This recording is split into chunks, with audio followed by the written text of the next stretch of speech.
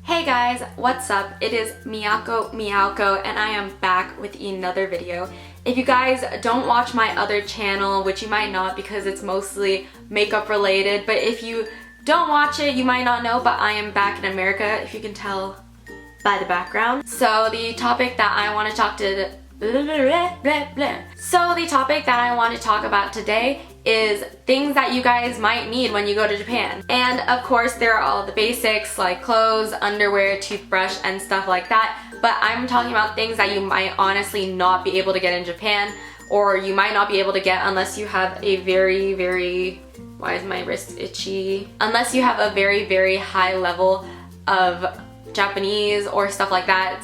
Stuff even I couldn't get at the time when I first came here. If you're going to Japan just for vacation too, you might need these things. You never know, honestly. So I think these are the top things that you should either pack or make sure you have before you go to Japan for whatever reason you're going there for. So the first thing that I want to talk about that is probably the most important thing on this list.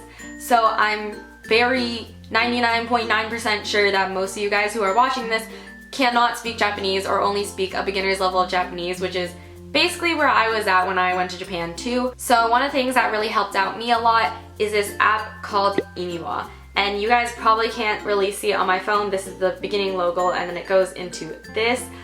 Basically what this can do is it can translate Japanese to English or English to Japanese without the use of internet or anything like that. So even though you won't have service in Japan, you can still use this app and translate everything that you need to.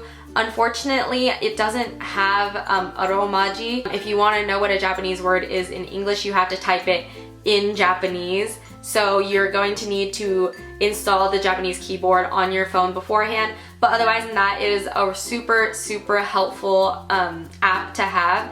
And I've had so many times when I didn't have Wi-Fi or I ran out of data and I didn't know a word and I didn't know how to get home, and I just used that app and I looked up some phrases that I needed to know, and then I had to go around and ask people how to get home or something like that. So that has really been like the biggest lifesaver since going to Japan. And for those of you who don't have iPhones, unfortunately this app is not available on Android or any of those other types of phones that you might have. I would highly suggest buying a portable dictionary that has simple phrases in it. So not just a regular portable dictionary, but one that specifically has phrases for where is this, like これはどこですか? The second most important thing that Japan fails to have, even though their people probably do need it, is deodorant. People do have less BO here, but they still do have BO. I was part of the dance club. I know they have BO, but none of them wear deodorant, guys. It's just not a huge thing for them to notice deodorant in Japan or something. And I don't know, they just don't sell deodorant anywhere, or if they do sell deodorant, it's super expensive, like $7 for a stick this big. Like, I think not. So if you guys are coming to Japan and you're planning on staying long, I would definitely bring 2 or 3 sticks of deodorant with you like I did. It's just, if you have BO, if you're human, bring it. If you guys are planning on living here or your shoes accidentally get messed up, too bad, because Japan doesn't have any shoes above around size 8, I believe. I think a lot of stores don't even carry shoe sizes above size 7 most of the time, just because Japanese people are a smaller population in terms of like everything. They don't really have big shoe sizes most of the time, and yeah, if you guys are planning on living here, you're definitely not going to find the bigger shoe sizes unless you go to places like Forever 21. Every now and then they might have girl shoe sizes that are on the larger scale, just because it is a mostly American-based brand. Now, some of you guys might be able to find this easily. I really wasn't, and that is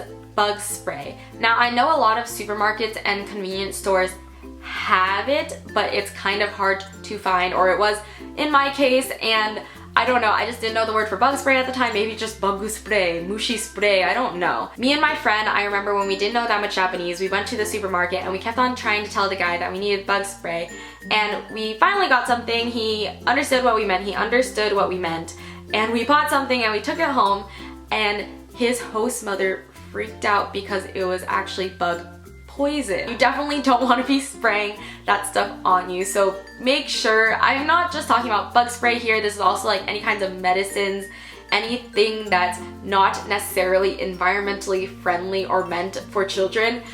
Just be careful with that. If you're gonna do anything like that, if you need allergy medicine, if you need bug spray, I would say definitely bring it all with you. If it passes through customs, definitely do that if you can.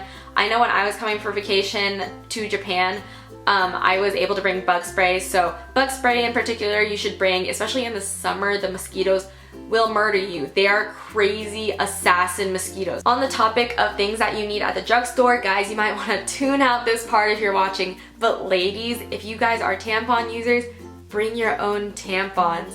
Japan is not a huge manufacturer or user of things like those certain lady products. So you're not gonna find all the ones that you find here in America, or you won't find them at least that often.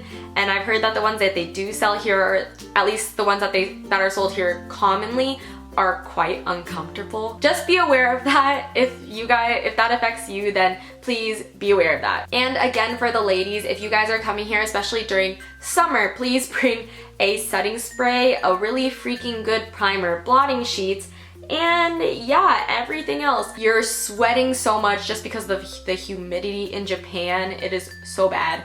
And on top of an oily skin texture, if you guys are like me, nothing's gonna work. Nothing will work. Blotting sheets don't work, primers don't work. You have to get a really good setting spray on top of those things. The one that I use right now is the Urban Decay De-Slick Oil Control Setting Spray. That one is one of the ones that I found that worked really well for me. If you guys are really into makeup, be sure to bring a setting spray. On the topic of beauty and hygiene, if you guys are used to American bathrooms where towels are scattered all over the floor and in the bathrooms, and there's just towels everywhere, you're going to miss that disgustingness soon, because in Japan, there are no towels in the bathrooms at all. What most Japanese people do and what they recommend to do is bring a handkerchief or a small towel around with you, or even just some disposable wipes.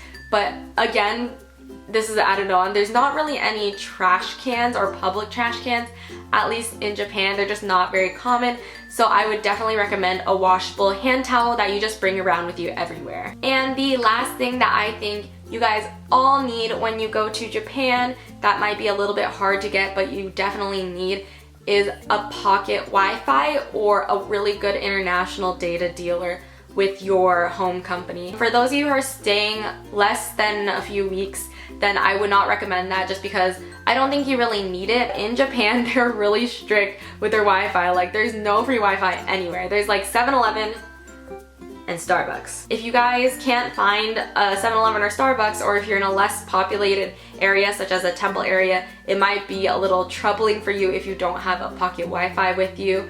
So if you guys are coming to Japan and you guys haven't figured that whole thing out yet, I would definitely suggest you do it before you come here. And the very last thing is something that I like to recommend that you need. I think it's something that you need when you visit any foreign country, and I just think this is something that people overlook all the time, and that is understanding of the people and the culture when they go to that country. People who are in this country are actually living there. They still have to go to work, they still have to go to school. They're not really something to ogle at and randomly take pictures of. So please just make sure to respect the people and their country and their culture. And of course, you have to remember to have fun on your trip to Japan. And I hope you guys liked this video. I hope it was helpful, and if it was, please subscribe and give me a thumbs up. It helps me out a lot. And of course, leave suggestions in the comments box below. If you disagree with anything that I said in this video, if you think that there are more important things that you need to bring, definitely leave me in the comments box below. And yeah, thank you guys so much for talking with me, and I'll see you in the next video. Bye!